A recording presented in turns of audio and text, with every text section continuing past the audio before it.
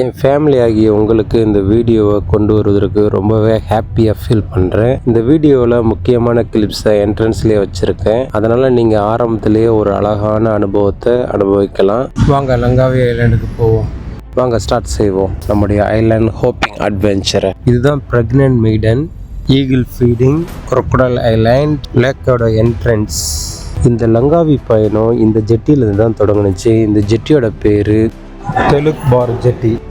நாங்கள் புக் பண்ணியிருந்த போட்டில் மொத்தம் 10 பேர் பயணித்தோம். அதில் 2 கப்புள்ஸு, அதுவும் ரொம்ப நியூ கப்புள்ஸு, ஒரு ஃபேமிலி, அதில் ஒரு குழந்த, ஒரு பாட்டி, ஒரு அம்மா, மொத்தம் 3 பேர் சோலோவாக. அதில் ஒன்று வந்து சிங்கப்பூர்லேருந்து நானும், 2 பேர் பங்களாதேஷ்லேருந்து சோலோவாக வந்திருந்தாங்க.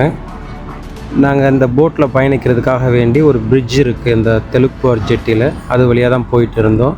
ஒரு சில பேர் அந்த லங்காவி ஐலாண்டை முடிச்சுட்டு அந்த ஜெட்டியில் நான் அவங்கள மீட் பண்ணியிருந்தோம்.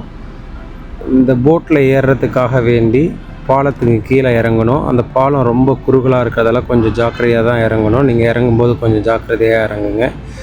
எங்கள் கூட உள்ளவங்களுக்கு எல்லாருக்குமே பர்மனெண்ட் லைஃப் ஜாக்கெட்டு கொடுத்தாங்க. அந்த ஜெட்டியில் இருந்து இந்த போட்டுக்கு ஏறுற இடத்துக்கு ஒரு ஃப்ளோட்டிங் பிரிட்ஜி வந்து பர்மனெண்ட்டாக ஃபிக்ஸ் பண்ணியிருக்காங்க. அதில் கால் வைக்கும்போது கொஞ்சம் த்ரில்லாக தான் இருக்குது. ஏன்னா அந்த ஃப்ளோட்டிங் பிரிட்ஜு வந்து கீழே இறங்குது. என்னோடய கேப்டன் வந்து ஸ்லோவாக போட்டை மூவ் பண்ணியிருந்தார் அங்கேருந்து. அது கொஞ்சம் சிரமமாக தான் இருந்தது. ஏன்னா நிறைய போட்டு வந்து அங்கே பார்க்கிங்கில் இருந்ததால் அதிலேருந்து வெளியாகிறதுக்கு ரொம்ப சிரமமாக இருந்தது. அதுக்கு பிறகு கொஞ்சமாக அந்த காம் வாட்டருக்கு போனோன்னு கொஞ்சம் கொஞ்சமாக அந்த கேப்டன் ஸ்பீடை இன்க்ரீஸ் பண்ண ஆரம்பிச்சிட்டாரு.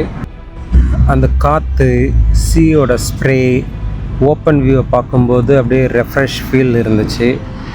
நாங்களும் எதிர்பார்க்கல இந்த அளவுக்கு ரொம்ப அழகாக இருக்கும் அப்படின்னு.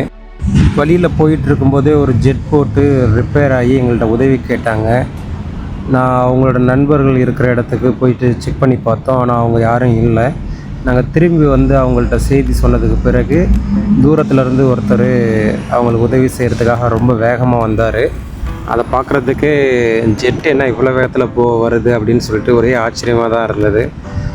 நம்ம ஏற்கனவே எல்லாமே வீடியோவில், ஃபிலிமில் பார்த்துருப்போம், மூவியில். ஆனால் இங்கே நேச்சுரலாக பார்க்கும்போது ரொம்ப ஹாப்பியாக இருந்துச்சு. இப்போ நீங்கள் பார்க்குறது தான் கர்ப்பிணி பெண்ணோட ஐலாண்டு. இதை தான் வந்து மலையில் தயாங் பூண்டிங் அப்படின்னு சொல்கிறாங்க. ஏன்னா ஒரு கர்ப்பிணி பெண்ணு மல்லாக்கப்படுத்திருக்கிற பொசிஷனில் தான் இந்த ஐலாண்டு இருக்கும். இதை முடிச்சுட்டு நாங்கள் வந்து crocodile ஐலாண்டுக்கு போக ஆரம்பிச்சிட்டோம். இந்த crocodile தண்ணியில் படுத்திருந்தால் எப்படி இருக்குமோ அது ரியல் ஸ்ட்ரக்சர் அப்படியே இருந்துச்சு.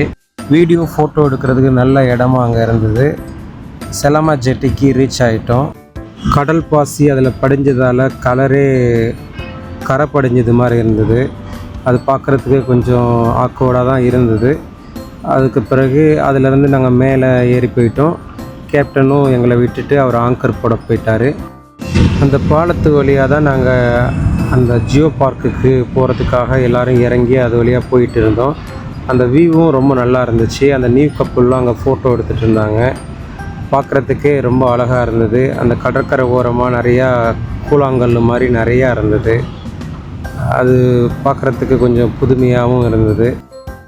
இந்த பாலத்து வழியாக நாங்கள் போயிட்டுருக்கும்போது ஒரு சில பேர் அந்த லேக்கில் குளிச்சுட்டு திரும்ப வந்துட்டு இருந்தாங்க. ஃபேமிலி, குழந்தைங்க எல்லாம் வந்துட்டு இருந்தாங்க. அவங்கள பார்த்துட்டு நாங்கள் உள்ளே போக ஆரம்பித்தோம். அங்கே ஒரு சில கடைகள் தான் இருக்குது. அந்த கடைகளில் ஃப்ரூட்ஸு, நமக்கு ஸ்நாக்ஸு, இந்த மாதிரி ஐட்டம், பர்கர் கூட கிடைக்கிது. மொத்தம் 2 கடை இருந்துச்சு. இது பர்கர் கடை, இன்னொன்று வந்து ஃப்ரூட்ஸ் கடை. ஃப்ரூட்ஸ் எல்லாம் ரொம்பவே ஃப்ரெஷ்ஷாக ஹைஜீனிக்காக இருந்தது. மற்ற இடங்களை காட்டிலும் இங்கே கொஞ்சம் ஸ்லைட்லி எக்ஸ்பென்சிவாக தான் இருந்தது. இதுதான் அந்த லேக்குக்கு போகிறதுக்கான டிக்கெட் கவுண்டர். ஒரு ஆளுக்கு $20 சொல்லியிருந்தாங்க, 20 மலேசியன் ரிங்கிட்டு. ஆனால் நான் போகலை, என் கூட பயணித்த யாருமே போகலை. இந்த இதெல்லாம் டாய்ஸு, குழந்தைங்களுக்காக ஃப்ளோட்டிங் டாய்ஸு. அந்த ஏரியில் குளிக்கிறதுக்கு ஒரு நீச்சல் தெரியாத குழந்தைங்கள இந்த ஃப்ளோட்டிங் டாய்ஸில் வச்சு நம்ம குளிப்பாட்டணுன்னா அவங்க வந்து தண்ணியில் முழுகாமல் இருக்கிறதுக்கு இது ரொம்ப முக்கியமாக இருக்கும். உயிரையும் சேவ் பண்ணோம். அங்கே ஒரு டாய்லெட் இருக்குது. ஒரு பர்சனுக்கு 1 ரிங்கிட் வாங்குகிறாங்க. அதை பார்த்துட்டு நாங்கள் மறுபடியும் இறங்க ஆரம்பிச்சிட்டோம். இதுதான் எக்ஸிட் வழி. அந்த கடையை சுற்றிலும் நிறையா தென்னை மரமும் அந்த கடைக்கு பக்கத்தில் அதிகமாக நிறைய மரங்கள் இருந்துச்சு. அது சுற்றிலுமே நிறைய குரங்கு தான் இருந்தது. மற்ற அனிமல்லாம் அங்கே பார்க்கல. குரங்கு அதிகமாகவே இருக்குது. நம்ம ஏதாவது பொருள் வச்சுருந்தோன்னா அதெல்லாம் வந்து பிடுங்க வருது. நம்ம கொஞ்சம் ஜாக்கிரதையாக தான் இருக்கணும். நாங்கள் மறுபடியும் இங்கேருந்து ஜெட்டிக்கு மூவ் பண்ணலான்னு சொல்லிட்டு இருந்தோம். ஆனால் 1 hour டைம் கொடுத்துருந்தாங்க. நடக்கிற வழியில் குரங்கு இருந்ததால் அந்த பொண்ணு கொஞ்சம் பயந்த சுபாவத்தில் தான் இருந்தாங்க. ஒரு சில ஹாட் கேர்ள்ஸ்லாம் வந்து இங்கே ஃபோட்டோலாம் எடுத்துகிட்டு இருந்தாங்க. நாங்கள் மறுபடியும் ஜெட்டிக்கே போக ஆரம்பித்தோம். அப்போது நாங்கள் போட்டில் பெரிய போட்டில் பயணித்தது மாதிரி ஒரு சில பேர் ஹஸ்பண்ட் அண்ட் ஒய்ஃப்லாம் ஜெட் போட்டில் வந்துட்டு இருந்தாங்க. அதுவும் பார்க்குறதுக்கு ரொம்ப நல்லா இருந்தது. அது கொஞ்சம் எக்ஸ்பென்சிவாக இருக்கும். அது ப்ரைஸை பொறுத்த வரைக்கும் எனக்கு எதுவும் தெரியல. நான் அதை பற்றி எதுவும் விசாரிக்கவும் இல்லை.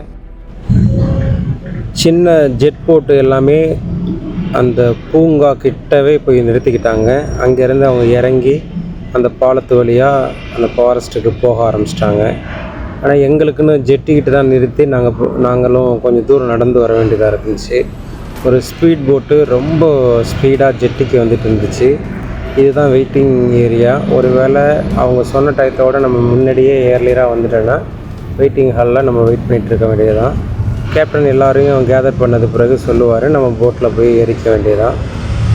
மொத்தம் ஜெட்டியில் ரெண்டு பார்ட் இருக்குது. அந்த 2 பார்ட்லேயும் எந்த இடத்துல வேணாலும் இறக்கி விட்றாங்க.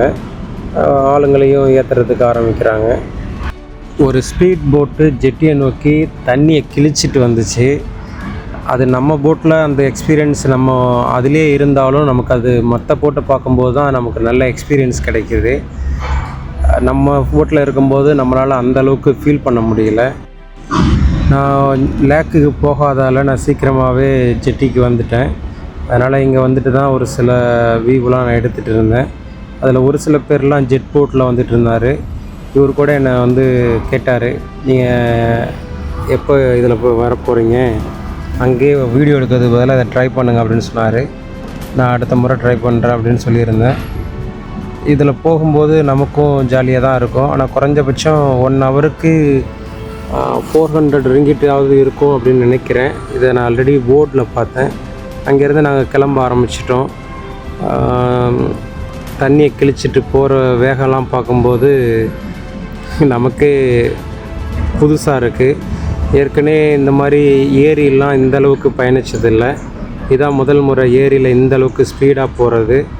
அங்கேருந்து ஒரு சில போட்லாம் தண்ணியை கிழிச்சிட்டு போக ஆரம்பிச்சிருச்சு. நல்ல என்ஜாய்மெண்ட்டு, ரொம்ப ஹாப்பியாக இருந்தாங்க. என் கூட பயணித்த எல்லாருமே ரொம்ப ஹாப்பியாக இருந்தாங்க.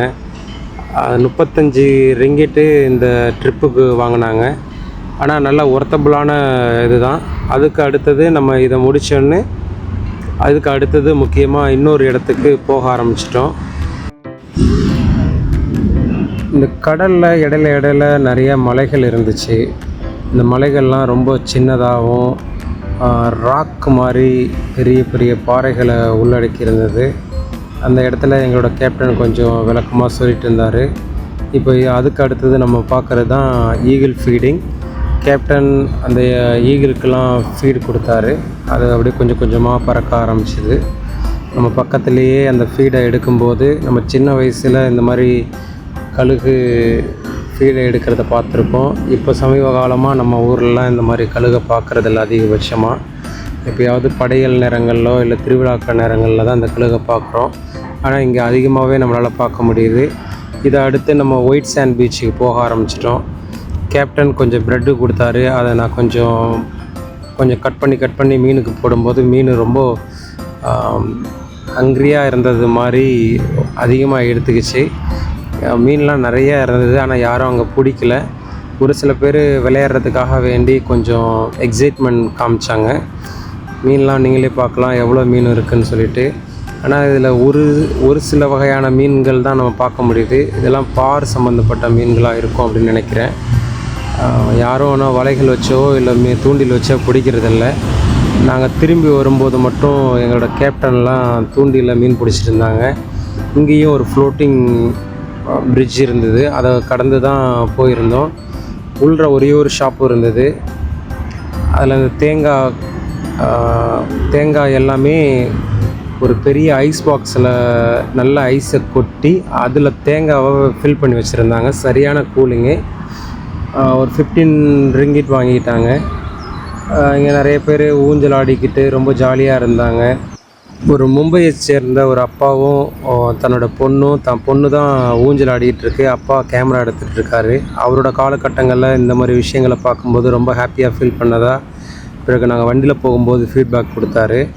அதோடு அதை முடிச்சுட்டு இந்த ஃப்ளோட்டிங் பிரிட்ஜு மூலயமா நாங்கள் ஜெட்டிக்கு வர ஆரம்பிச்சிட்டோம். ஜெட்டி தண்ணியோட லெவல் ரொம்ப குறைஞ்சதால் இன்ஜினில் எங்களால் அந்த நினச்ச இடத்துக்கு போக முடியல. ஆனால் கேப்டன் கொஞ்சம் ட்ரை பண்ணி ஜெட்டிக்கு கொண்டு வந்துட்டார். நாங்கள் ஜெட்டில் நடந்து போயிட்டுருக்கும்போது நிறைய போட் இருந்துச்சு. ஒரு போட்டில் ஒரு இன்ஜினு, சில போட்டில் 2 இன்ஜின் இருந்தது. அதிகபட்சம் சுசுகி யமாகா இன்ஜின் தான் இருந்தது. இன்ஜின் அதிக ஸ்பீடு போகிறதுக்காக வேண்டிய சிசி அதிகமாக வாங்கியிருந்தாங்க. இதெல்லாம் ப்ரைஸ் ரொம்ப அதிகமாக இருக்கும். நாங்கள் போகும்போது ஃபோட்டோ எடுத்திருந்தாங்க அந்த ஃபேமிலி க்ரூஸை சேர்ந்தவங்க. திரும்ப வரும்போது தான் ஒவ்வொரு ஃப்ளைட்லேயும் எங்கள் முகம் இருந்ததை பார்த்துட்டு ரொம்ப ஆச்சரியப்பட்டோம். ஒவ்வொரு ஃப்ளைட்டும் 15 ரிங்கிட்டு வாங்கினாங்க. லெய்ஷன் ஃபேமிலி யூடியூப் சேனலுக்கு எல்லோரும் சப்போர்ட் பண்ணுங்கள். உங்களோட சப்போர்ட்டால் தான் நான் எங்களால் அடுத்தடுத்த கட்டத்துக்கும் நகர முடியும். நீங்கள் கொடுக்குற சப்போர்ட்டால் தான் என்னால் நிறையா வீடியோ மோட்டிவேட்டாக செய்ய முடியும். எஃபர்ட் போடுங்க.